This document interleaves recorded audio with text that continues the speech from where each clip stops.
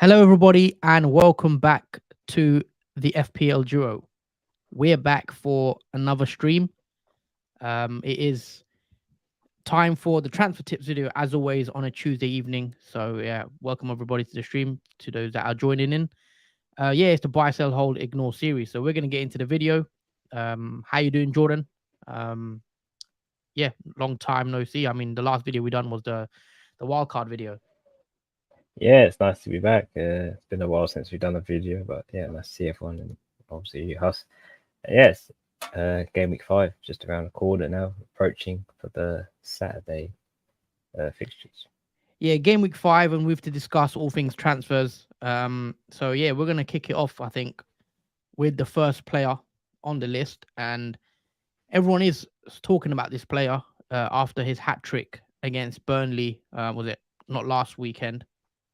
The weekend that just went, obviously because of international break. But yeah, and that is obviously Heung-min Son of Tottenham. Now, as you guys can see by his stats, he's played 4 appearances so far this season, and he scored 3 goals, all of them coming in that last fixture against Burnley in that hat trick. And the interesting thing is, in the last game, he played down the middle as a number 9, and previously in the first 3 games where he played a bit more wide. And obviously, we've seen an uptick in Son's form. I know he scored 3 goals, but him playing down the middle is a completely different player. And I think going forward, I think it could be actually a benefit to Spurs if they play Son down the middle, because I think that's probably the best case scenario now with Kane leaving, playing Son down the middle. And you've seen what he's done. Okay, it was 1 game against Burnley. However, a lot of you are transferring him in. He's, I think, the most transferred in player in the game this week as well. So ownership is gone up above 10%. He is around that 9.1 million mark as well. So let's take a look at his first 5 fixtures. What do you make of his? You take a look at that run, Jordan, and a lot of managers are bringing him in. Just to get you the exact amount of managers, 444,000 so far have bought him in already. So what do you make of Son performance against Burnley, and also, as an asset, and looking to bring him in? Yeah, I think Son is a promising player to bring into your teams, especially after that mad hat trick he scored. And he didn't even do that in 90 minutes. He literally played 74 minutes of obviously football and managed to get that nice hat trick. Considering he blanked previously in game week 3, 2, and 1. So that is basically his first return, is that literally that hat trick. But with the fixtures Spurs do have, if we hop over obviously Arsenal, Liverpool, the fixtures do swing obviously for Spurs, and you get a long-term run of nice fixtures with Luton away and obviously Fulham at home. So I think it's either way. You bring Son in against Sheffield United at home, or you wait until you bring him in for Luton away in game week 8.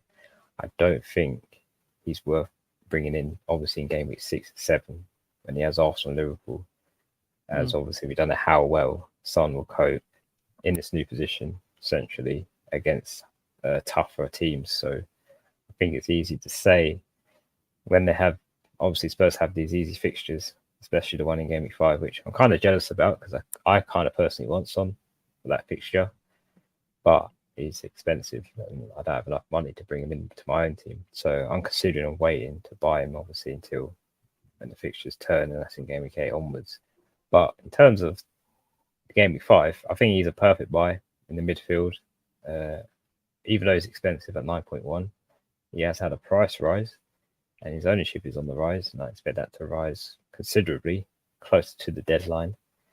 And yeah, I think as long as obviously Son, is expected to play that position again, as it has worked out well for Spurs, I can see a pretty promising form, I think, from Son in that position now. He's basically Harry Kane covering him. Yeah, I mean, Tottenham have been really good. They've had a great start to the season, obviously, playing really well with the new manager. they are clicking, it seems. Madison's playing well. Son's another one now becoming a serious option for our FPL teams. And yeah, I think game week 5, bringing him in for that looks great. He's a home fixture as well against Sheffield, a team that you probably want to target. So I like the transfer in this week. And a lot of people are looking at it and thinking, is this another Raheem Sterling situation where Raheem Sterling goes and gets a great performance against Luton? We all rush to bring him in, and then he goes and blanks. Some might say it was unlucky, but do you think this is knee jerky after a hat trick, or do you seriously think we should be getting this guy into our teams even longer term? Personally, I don't think it is a knee jerk to bring Son in, just because of obviously his position change as well. It's showing that even though the fixture was easy, it still shows Son is obviously a decent player. In general, it's not like he's a terrible player that misses chances and whatnot. He is a player, when he gets his chance, he'll obviously score, and he did that 3 times, obviously against Burnley. So I don't see why he can't do it against other opponents, especially Sheffield United at home, even though it's another newly promoted team where you expect obviously Spurs to score highly in that game, and potentially Son. I still think when the fixtures do change, obviously come game week 8 onwards, where you see him going against like Fulham at home, for example, then I'll probably think, yeah, it's definitely worth it, I think, to obviously bring Son in. I don't think it's knee jerky too, considering he scored a hat trick. Yeah, fair enough. Yeah, I agree. I think he's definitely one that I'm looking at bringing in as well. So yeah, I think we both agree there that he's a good pick, and he's the first buy on our list. Let's move it along then to another player that we're going to discuss as the next buy, and it's also another Tottenham player, and that is Udogie at Tottenham as well, the new fullback. So again, let's discuss this player. Obviously, you own him in your team. You've owned him, I believe, for a couple of weeks now.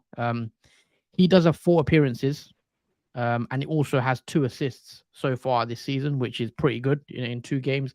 He's also cheap, or fairly cheap, at 4.7 million. He's had a couple of price rises. His ownership's just above 14% now. And yeah, he's one that a lot of managers are looking at as a cheap defender to bring into our teams, because around that price mark, there's not many better players with the fixtures that Tottenham do have. Okay, you look at the block of 5. Sheffield at home, you think there should be a clean sheet there potentially for Spurs. Game week 6 and game week 7 is tough for Tottenham. You don't really expect a clean sheet against Arsenal and Liverpool. They could win those games. They could get a result, but a clean sheet is hard to see. But after that, Luton and Fulham, there's potential for clean sheets there, and also there's potential for attacking returns as well from Udogie. And we've seen how Spurs are playing so far this season. I think they look a lot better under the new coach, and obviously you own him. How has it been like owning this player? And what's your plans for him in terms of game week 6 and 7? Are you going to bench him, or are you like looking to rotate him out?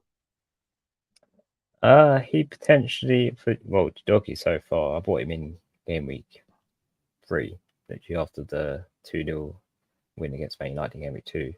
And yeah, he's been doing pretty well. Udogie, he literally got me a 12-pointer in game week 3, and then he got another return, obviously in game week 4 against Burnley in that 5-2 win, where he got 5 points from obviously getting assists. So he's a back-to-back assists as well, even though he hasn't had a clean sheet. And that's what I like about Udogie, and in general those Spurs defenders. But in particular Udogie, even though he doesn't get a clean sheet, there's always that possibility of showing potential returns from obviously attacking sense, and he's obviously shown that against Burnley and against Bournemouth as well.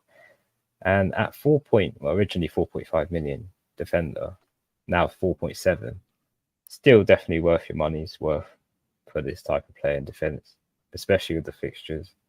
I mean, I think for game week 6 and 7, I may potentially bench Udogie for those 2 fixtures personally, just because it will be tricky, and I don't see a clean sheet in either one of them.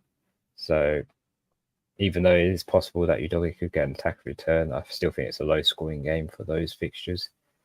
But after that, obviously, as similar to obviously Son, fixtures do change, and Udogie becomes a long-term hold. I think in terms of defenders, you'd want a defender obviously that has nice fixture run, who's providing attacking returns here and there as well. And he also gets bonus points. He got 3 bonus points in that Bournemouth 2-0 win, when obviously he got the assist and the clean sheet. So he is another player as well that's a bonus point magnet, and potentially could be as well beneficial, obviously, to your ranks. And yeah, at that price, it's hard to look past Udogie. I mean, there's other alternatives that people may say. Obviously, there's Pedro Porro, who's also been mentioned before, and obviously Romero, who's surprising everyone by keeps on scoring each week. Yeah, I want to add to that actually. I want to highlight this comment from James. I don't understand why Romero has more transfers in than Udogie. Romero is a centre back and has only got lucky with his goals so far. Udogie has constant attacking threat.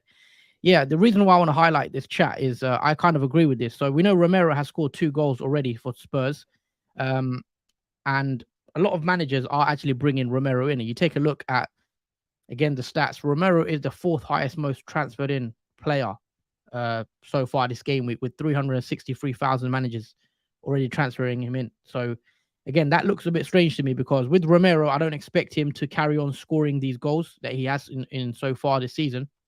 Obviously, being a centre back, most of his goals are probably going to come from set pieces, and I don't think that's a something that we can expect going forward, throughout the season. And me personally, I would definitely rather go with Udogie over Romero, due to the fact that his underlying numbers are slightly better in terms of his expected assists.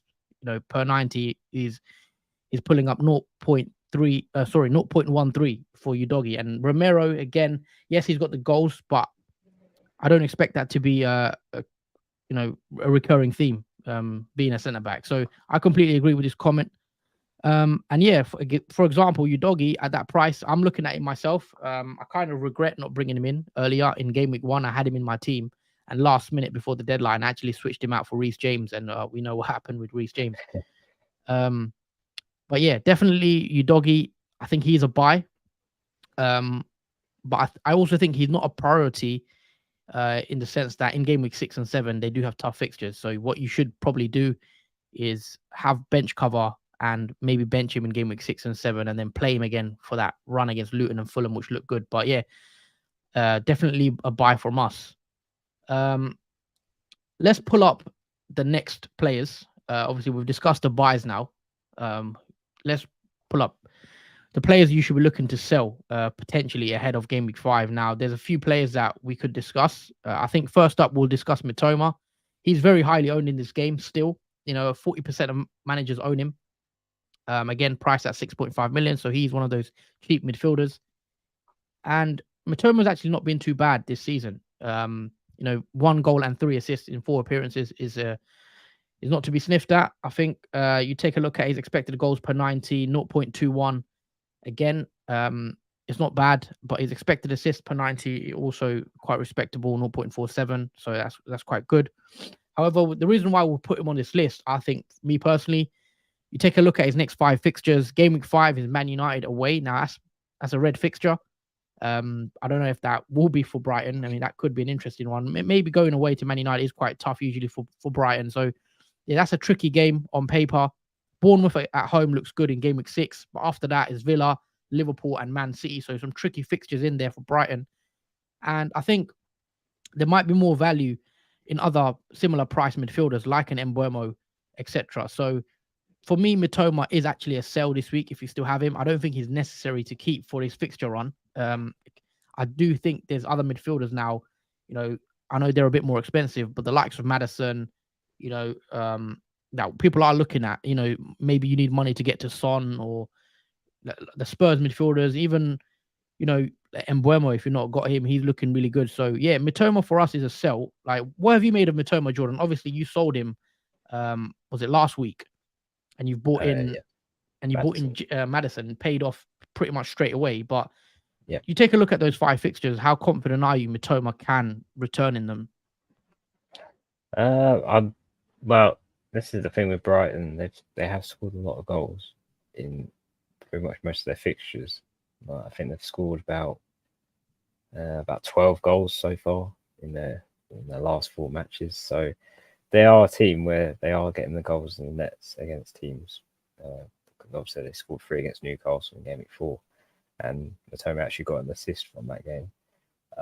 In terms of confidence for these next fixtures, I'm 50-50 on Matoma because it's not always the case where Matoma always scores in every game. You see, generally with Brighton, there's a lot of goal scorers. Like we got a massive surprise from last game week where we saw Ferguson score a hat trick, for example, Yeah. and that just came out of literally nowhere because normally he's a player that comes on and off the pitch. He doesn't always start and potentially is always rotated. So in terms of the fixtures and my confidence in Matoma getting goals from them, I'm not high at all. There are tough games. Man United one's debatable whether that's tough or not, but you have got Liverpool and Man City in Game Week 8 and 9, and even Aston Villa could be one of those tricky fixtures for Brighton, despite they're on fire at the moment. But there is a lot of goal scorers for Brighton. It's not always Matoma that scores the goals. Obviously, he didn't score last game week. He only got the assist. So it's not always consistent for Matoma to score. And I think with the fixtures as well, in combination with that, I think he is worth a sell. I think I was very fortunate on selling Matoma and not him getting any goal against Newcastle and only getting an assist. So that did pay off considering his ownership hasn't really dropped at all. I'm actually surprised it's still 40%. A lot of people are holding on to Matoma, which is quite interesting considering the fixture run that obviously Brighton have. But I think after Game Week 9, massive fixture swing for Brighton, lots of green fixtures after that. Yeah. And I think that's the time where, obviously, if you sell them now, you can easily bring them in Game Week 10, where obviously Brighton fixtures do improve. Yeah, you could probably bring him in on a wild card later on, maybe Game Week 9, Game Week 10 wild card, bring back the Brighton assets. But yeah, take a look at the next 5. I think there is probably better midfielders that we want to target ahead of the likes of Matoma. But let us know what you guys think in the chat. Do you think Matoma is still a hold for us? I think he is a sell. Let's move along then to the next player on the list we've got for you guys. And that is actually, again, Matoma's teammate, João Pedro. Now, João Pedro is an interesting player, really, because a lot of us did have him actually on our Game Week 1 squads. I had him in my Game Week 1 team. He lasted about a week and then he was gone. He's only played, he started 2 games so far this season and 2 off the bench. So again, straight away, he's a minutes risk, and especially with the way Ferguson played last game week, getting a hat trick, that further, I think that's not as good news for Pedro owners because Ferguson is going to be the main man, it seems, when he's fit and available. So yeah, João Pedro's 2 starts, 1 goal, which was a penalty, and then again, similar to Matoma, the fixtures aren't great. Man United away, Bournemouth, Villa, Liverpool, and Man City, as discussed. He is 5.5 million, so he's a cheap forward. His ownership is dropping, so managers are taking him out. But yeah, I think João Pedro for me is an easy sell. There's not much really to debate on this one. I don't think. If you've got him, I think you better get rid, just because it's unlikely he starts. And even if he does start, he's probably not going to play 90 minutes. Would you agree with that one? Yeah, I mean, with the current fixtures he's played, he hasn't actually played 90 minutes. The closest he's played is 87, which was in Game Week 1, where Brighton won 4-1, and João Pedro did score. And I think up to that point, it looked really good for João Pedro owners. But after that, it seemed to have literally diminished. In Game Week 2, he only played 33 minutes in that 4-1 win over Wolves. And then after that, West Ham lost. Obviously, Brighton lost 3-1 to West Ham. He only played 30 minutes in that game. Then obviously Newcastle, where he only played 76. And literally after that Luton game, it's been blanks after blank for João Pedro. And I think what we all expected, well, what João Pedro owners expected, was for him to play 90-minute football pretty much every game. But it seems to be very variable now of how many minutes João Pedro does play, which does seem annoying, even though I'm not a João Pedro owner, because he looked very promising after that, obviously, that Luton game. But yeah, he is a player that obviously you'd want to consider getting rid of if he's not playing 90-minute football and he's only playing variable minutes. Then yeah, you want a player that is playing 90-minute football and obviously has better fixtures than what João Pedro has coming up, as he seems to struggle more in the tougher fixtures as well, only scoring in the easier ones, like for example Luton. So with And that was that, a pen. yeah, and that was a penalty, not from open play. So with that in mind, I think easy João Pedro is a sell due to lack of minutes and the fixtures that Brighton have coming up. Okay, so that's the sells out the way. Let's pull up the next players on the list, and these are the players that we think you should be looking to hold. Now, again, these are players that have been transferred out by a lot of managers so far this game week. And first one up, we've got Jackson at Chelsea. Now, if you take a look at Jackson's numbers, he's been transferred out by around 271,000 managers, which is the highest in the game currently for this game week. And yeah, Jackson again is an interesting talking point because he's quite highly owned. Again, just under 20%. So a lot of managers do have him. I think a lot of managers are frustrated at his miss against Forest, wasn't it, in that 1-0 loss on game week 4, where he really should score. Sterling cuts it back and he just puts it over the bar. You can't really believe he's missed it. But yeah, let's take a deep dive into Jackson and why so many managers are actually selling this guy. So it's gonna be interesting because he's played 4 times, 4 appearances, 1 goal as well, which is nice. I think it was against Luton, wasn't it, when he got his first goal? His expected goals per 90 is actually very, very good. Like 0.75 is very high. That's the type of numbers that you want to see on a striker. But however, we know that he is a new striker. He is young. He is quite, inexperienced for the league. Obviously, new league. He has that sense of Darwin about him last season, where he was missing those chances, but he was getting into those big chances. And for me personally, I would rather have players that are getting into the position and opportunities, to shoot and get chances. So again, this one is, some people are frustrated and they've kind of rage sold. So game week 5, Bournemouth away looks like a good fixture on paper. Game week 6 is Villa, which is a bit more tough. Game week 7 is Fulham, and then game week 8 Burnley. So there is a block of 4 fixtures there where they do look good on paper for Chelsea. After game week 9, we know there's a fixture swing, and then the fixtures turn quite bad again for Chelsea. So you might want to get rid after that. But surely we hold him for Bournemouth away and give him another chance. He's getting the right opportunity to score. However, he isn't currently converting them. What are your thoughts as a Jackson owner? Are you going to hold him, or have you had enough of him? I actually do feel sorry for Nicholas Jackson, the way he's literally been sold by many FPL owners. I think there's 2 things. I think it's literally because he's only returned against Luton in game week 3 because he has blanked against West Ham, Liverpool, and Nottingham Forest now. I'll say Nottingham Forest one was pretty unlucky / bad in terms of Nicholas Jackson. But considering he's only had 1 return so far, it's the fixtures that I think you should really give him another chance with, because you've got 3 decent fixtures out of those 4, which are pretty easy in terms of difficulty rating. And I think that's 4 chances you got there for Nicholas Jackson to obviously redeem himself from that horrible miss against Nottingham Forest that I think will forever haunt us Jackson owners that witnessed that. But I think put that behind that, that's in the past. Obviously, we look to the future, and obviously with these fixtures coming up for Nicholas Jackson and with Chelsea, I do expect them to bounce back from that 1-0 loss against Nottingham Forest, especially at home as well. They definitely will bounce and recover from that. And Nicholas Jackson, that won't affect his confidence, if anything. So I'm just saying, you're definitely holding then. Yeah, I'd be definitely holding Nicholas Jackson. I think I'll regret not holding him for these fixtures, because I do think he will score, if not in Fulham, Burnley, and Bournemouth, or even like Aston Villa. I still have confidence in Nicholas Jackson, to obviously get more goals behind him.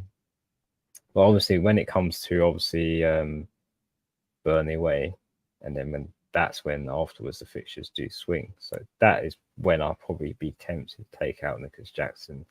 And obviously in game week 9 he has Arsenal at home, and then after that the fixtures do get more tricky for Chelsea. So that is I think a timely effort to remove Jackson from personally the team whenever obviously the Chelsea fixtures do swing. Okay, yeah. I mean, I agree. I think for me, he's a hold. I think Bournemouth away. I don't want to be selling him before that fixture in case he goes and scores. And then again, Villa, Fulham, and Burnley. I think I want to see how he does against Bournemouth, and then I'll make my mind up for the next couple after that. But there's not really many strikers you can even get to right now that I'd want. So for me, Jackson is a hold unless you've got a luxury move that you want to make and your team's perfect, and you have the opportunity to get rid of Jackson. I'd just be holding him personally. So yeah, I think he's a hold, guys, and give him that Bournemouth fixture and reassess again in game week 6. Again, let's move on to the next player as a hold on the list, and that is Ollie Watkins. Now, Ollie Watkins is another highly owned player, really, 21%. He's actually higher owned than Jackson, which is a bit surprising. But yeah, he's priced at 8 million. I think Watkins has been a bit unlucky in matches so far this season. He actually hasn't scored yet. However, he does have 3 assists, which probably isn't what you want from a forward. Obviously, you want the goals. But again, he probably has been unlucky in certain moments this season where he probably should have scored.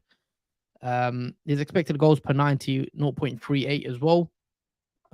Again, the reason why he's a hold, I think, is just due to the fact that the fixtures aren't too bad, especially in game week 5. If you've not, if maybe you've got other fires to put out in your team, I don't think selling Watkins is where you want to go. I'd rather hold him for this week against Palace, being a home fixture as well. I think I'd side towards keeping him because, again, Aston Villa, I know they lost to Liverpool.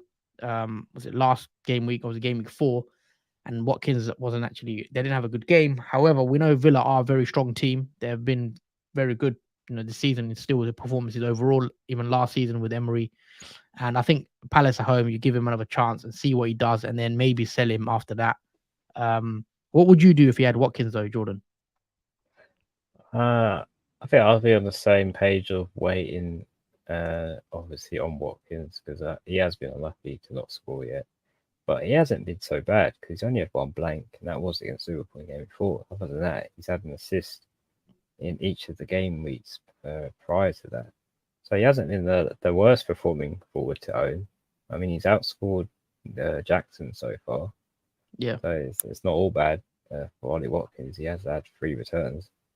And I think in terms of fixture difficulties, Aston Villa have the longest running fixtures, which are considerably easy or average from game week 5 to game week 14.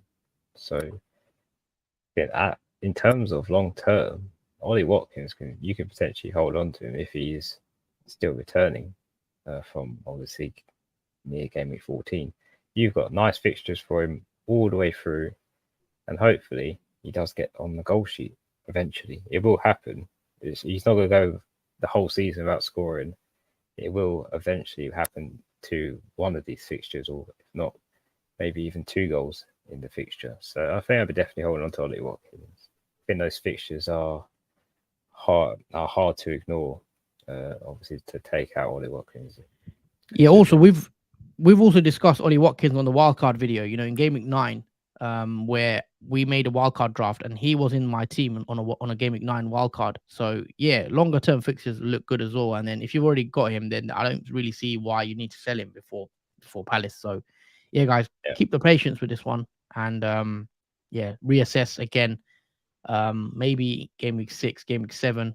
But again, we know Brighton, even game week 7, that's an average fixture. But Brighton have been conceding a lot of goals this season as well. So they're not as good defensively. So that could be one to watch with Watkins. But yeah, that's the holds pretty much out the way. Let's move on to some players that we think you should be looking to ignore coming into game week 5. Now these are players that a lot of you are bringing in. that we think you could wait, or maybe just completely ignore. And I think with Gusto, I think ignore. I think the reason why we put him on there really is because obviously Reece James is who he's deputized, and obviously Reece James got that injury, and it looks like he is now back in training, and he could actually start that game week 5 fixture, which would mean Gusto will drop to the bench again. Look, if you've got Gusto already in your team, then yeah, you just hold him and hope he plays. He's cheap enough to bench at 4.2 million. However, if you've not got Gusto and you're not an owner, then I definitely would not be bringing him in ahead of potentially being benched now that Reece James is back. Again, fixtures are pretty good, for Chelsea, as we've discussed: Bournemouth, Villa, Fulham, Burnley. However, I think a lot of the points you've probably missed out on, against Luton, especially for that 12 pointer he got. But yeah, obviously Reece James coming back is a issue, but maybe it's not, because Reece James might not be able to stay fit for more than 2-3 games in a row anyway. So you might get lucky, the Gusto owners. What do you make of it, Jordan? Obviously, with Reece James coming back, or are you of the opinion that Reece James will probably get injured again, which he probably will?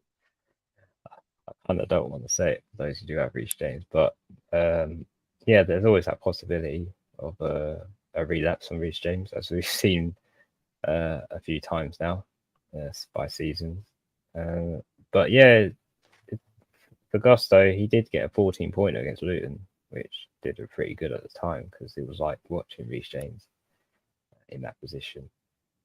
But I think, yeah, it's not the right time to bring in Gusto, especially where he rotates with Reece James. And I think even if when Reece James does start, for those hoping that Gusto doesn't come on, that's very unlikely, I think, because if Reece James does get injured, or he definitely won't play 90 minutes. I very doubt Reece James will play 90 minutes. So I always expect Gusto to come on for him, even if it's like 10 or 5 minutes left of the game. So yeah, either way, I don't think Gusto is the right pick to go for.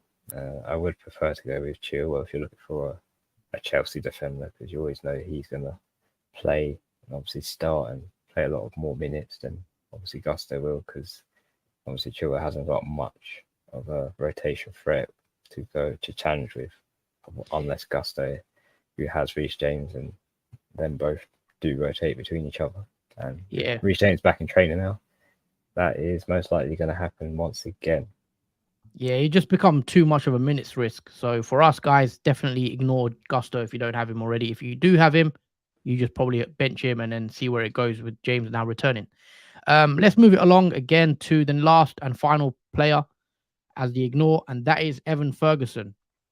Now, Evan Ferguson, we saw what he did last game week, where he got the hat trick hero. He's 2 appearances, 2 starts, 2 off the bench, and 4 goals. And again, he's priced at 6 million, so he's a cheap forward, which a lot of you guys are looking at bringing in. He's been transferred in by 310,000 managers already so far this game week. However, I would actually wait, because it looks like Evan Ferguson is actually injured. Well, he is injured. So Evan Ferguson missed out on the 2 international friendlies that have just happened. He wasn't included, which shows that, he's a massive risk for that game against Man United. And I would not be going there. I'd wait to the press conferences. Obviously, De Zerbi is going to do his press conference later this week, and he will shed more light on what the situation is with Ferguson. And once we know the info and what's wrong with Ferguson, then maybe you could make a decision there and bring him in ahead of Man United. But as of far of now, I believe he's even flagged on the website. Yeah, so he's currently flagged. So definitely, guys, ignore him unless De Zerbi says, he's fine, he's gonna start. You might want to bring him in. But for me, he's an ignore due to the fact that he's been flagged. And again, guys, wait to the last minute, get as much info from De Zerbi and see what the lineups and the leaked lineups suggest before bringing in Ferguson. Even though obviously he had a great game week last week. What's your take on? Obviously, I mean, he's injured, so I guess this one's quite simple for now, really. Yeah, it's quite easy. It's yellow flags on FPL for the injury, and there's 75% chance of playing. So yeah, it's definitely one to definitely ignore. You don't want to bring in the player that most likely won't start obviously in game week 5. So yeah, that's basically a wait and see, regardless. So yeah, not much else for you to say on Evan Ferguson. Pretty unfortunate, even after that hat trick, because I imagine a lot of people did transfer him in before. Obviously, that flag popped up, but Yeah, yeah, that's why I don't go early, guys, on moves. Always wait till the last minute if you can, because there's always injuries, etc., that happen in international breaks. We're gonna read a few more comments out. We've not been ignoring anyone, so sorry, guys, if you think we've been ignoring you. We usually wait to the end to read out your comments. Cooper plays with a comment: Jao Pedro to Morris or Jackson to Awani, wildcard in game week 8. So only next 3 game weeks. So only next 3 game weeks. Who would you prefer, Jordan, to bring in? Um, Morris, obviously the Luton striker, who does have a double game week, which maybe some people think is not worth bringing in a Luton player, but we'll. And then also Awani is someone you've suggested as well previously. Who would you be looking to bring in for game week 5, 6, and 7 fixtures? I would like to bring in Awani. He was in my wildcard team selection for game week 5, and that was on many reasons. He has yet to blank. He has scored in 3 big teams: Chelsea, Man United, and Arsenal. And yeah, it's hard to ignore Awani, considering he's got a return in each game. He's scored 3 goals and got 1 assist so far. At 4.8% ownership as well. He's a massive differential, and he's moderately cheap, 6.6 million as well. Now the fixtures for obviously him in the next 3 are Burnley, Man City, and Brentford, which I wouldn't say are too bad. That Man City one maybe is it's going to be a real push to expect how many to score in that fixture. But I think for Brentford at home and Burnley at home, those 2 home fixtures for Awani, I think are going to be great, especially if you're considering the next 3 game weeks. I think he potentially could do well in those 2. Moving on, talking about differentials, we've got a comment here from Fahid Islam. Hey guys, how you both doing? What's the best differential out at the moment? Yeah, I mean we're doing well. Hope you are well. And yeah, we'll answer this question because it's all about differentials as well. Who is the best differential in your opinion right now that you'd be targeting? So let's say under 10%. Under 10%, I would probably say. I'd actually probably say. I don't want to say Awani because we've already mentioned him. Okay. I'm not actually sure. What do you think, Lars, is the best one? I might have to think about that. Yeah, I mean Awani, we've mentioned him already, haven't we? Yeah. In terms of who to bring in. I mean, I like you, Doggy. Yeah, but he's 14%, so I don't know if that is such a differential. I think Julian Alvarez is interesting. He's owned by 14%, so maybe not under that 10% mark. I mean, Son is still only 10.9%, so Son is a good one. I like Matty Cash at Aston Villa. He's got Palace at home next. Matty Cash is 15% ownership right now, so again, not the lowest, but fixtures even longer term after game week 8 especially look really nice for Matty Cash. But yeah, it depends what position as well you're looking at. There's players like the Chelsea assets I'm not really too fond of right now. I mean, yeah, I'd go with those type of assets really that I've just suggested. So Alvarez, I like Matty Cash. I would say Bowen, but the fixtures aren't great. I also like Trippier, a Newcastle defender. Don't know what Trippier's ownership is right now. Obviously, he's high, but you could go for Botman if you can't afford him, because I think Newcastle's fixtures from game week 6 look quite good. What else? What other comments we've got? We've got Bob's Lasagna. Jackson can't score. Bad pick. We've got Barnsley as well in the chat. It says evening to you, Barnsley. Hope you're well. Who do you suggest as an alternative bench defender? I mean, Matty Cash is a good defender to have on a bench. He's quite cheap. And you Doggy, the guys we've mentioned on the actual stream. So yeah, I think those look quite good. Burnley's Lyle Foster for that double game week seems like an option as well. 0.5 million cheaper than Morris, and he has 2 goals already this season. Yeah, it's an interesting shout. If you want to go there, um, I'm not too fond of having too many players from Burnley and Luton, if I'm being honest. But yeah, you could go there and try take advantage of that double game week. And then Elliot with a comment as well. Hey guys, don't own Chilwell. Should I get him or Trippier this week? Obviously, I've just mentioned Trippier. Um, Again, just taking a look at Trippier. And I know that there's fixtures look quite good. This game week 5, he's got Brentford, so maybe not a clean sheet in that game. However, after that, Sheffield United in game week 6 and Burnley in game week 7. I think you'd wait till game week 6 and then potentially bring in Trippier. That's what I'd probably do. I do like Trippier as a move. If you can afford him, I do think he's a good buy. Going into that game week 6, and after that it's West Ham and Palace as well, and then Wolves in game week 10. So there is a nice little run for Newcastle coming up, where the fixtures do turn quite nice for them. Obviously, they had a very tricky start to the season, Newcastle, with the fixtures playing Man City and the likes of Liverpool. So I think now the fixture turning good. Yeah, I think Trippier definitely is one that I'd want in my team. And if you can't afford him, Botman or Fabian Schär is also worth it, I think. What do you think, Jordan? Yeah, it's interesting because with obviously Newcastle, they haven't kept a clean sheet, but they have had difficult fixtures at the same time. I think even though the fixtures are improving for Newcastle, I still want to wait and see. I don't know. I just want to wait and see how Newcastle cope, even though the fixtures get more easier. Because in terms of clean sheets, that's 0 for Trippier, who only has 5 points so far this season. At 30% ownership, I'm quite surprised how much he is owned. Still, after literally no clean sheets or returns, so that has baffled me slightly. But yeah, he is one I'm looking out at just to see how Trippier does. We'll be keeping a close eye on that. But also, obviously, the fixtures when they become more easier. Another comment. What would you do with Foden? Says Barnsey. I think Foden is actually played quite a few more minutes than maybe we expected so far this season. He played 90 minutes against Burnley in game week 1. Game week 2, he did play 90 minutes against Newcastle and probably was man of the match. Game week 3, however, he only came on as a sub appearance. I think he played 4 minutes in that one and got an assist. And then against Fulham last game week, I think he played about 89 minutes and got an assist.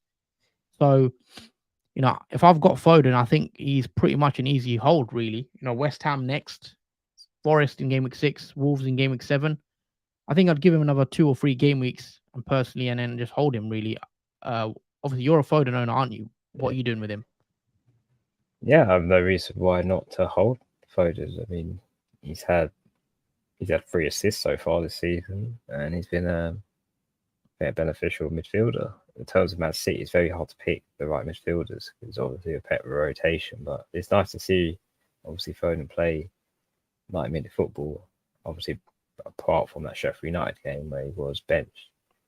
But yeah, I think I'm still keeping him. I mean, he is playing tonight in a England-Scotland friendly match, but I don't think that will persuade me to get rid of him. Or obviously, who's playing midweek. I still think he's a decent midfielder to keep. Okay. But yeah, I think we'll wrap it up here. This has been the transfer tips video for game week 5, the buy, sell, hold, ignore series. We've mentioned a few players that we think you should be looking to bring in and also take out your teams. Let us know what you think of the selections, guys, in the comments. We'll be interested to know what your thoughts are. Also, if you just joined the stream, if you haven't already, make sure you hit that like button. Show your appreciation for the content. It really helps the channel. So yeah, like, guys, if you haven't already, and also please make sure you do subscribe to our channel as well if you haven't. We are closing in on 900 subscribers, so if you can like, share, and subscribe as well, please. That will be much appreciated. And yeah, we're going to wrap it up here, I think. Thank you to all for watching. And yeah, we'll be back again on Thursday, same time, 7 p.m. to discuss the team selection for our teams. And yeah, until then, see you guys soon. Anything else you want to add, Jordan? Yeah, thank you guys for watching. Nice to see you guys again. Obviously after a long break. Hopefully that's all refreshed your minds and is ready for the Gameweek 5, which is fast approaching. But yeah, see you guys obviously on Thursday when you get to see our team selection. So that should be good. So make sure you have the notifications turned on and tune in for that. Until then, take care and we'll see you soon.